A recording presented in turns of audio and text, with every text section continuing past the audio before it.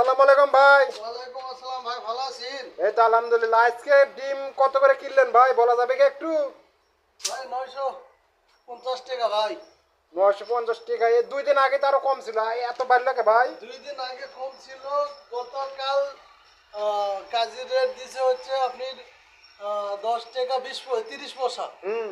এই কারণে এই বগুড়া বাজার রেট বেশি। আর অন্য অন্য জায়গার রেট কম আছে ভাই, 1 টাকা করে।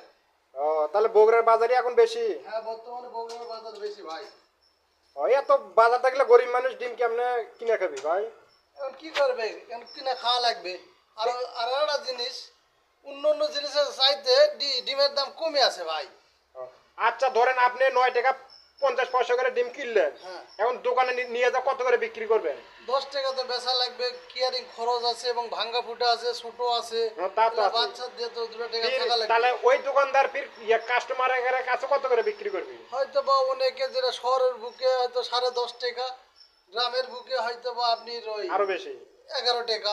তাহলে 11 টাকা করে এখন হ্যাঁ একবারে গারাকের হাতে চলে যাবে। হ্যাঁ, চলে যাবে। ও, আচ্ছা ভাই, তা অনেক কিছু আপনার থেকে শুনলাম, আপনাকে অসংখ্য ধন্যবাদ।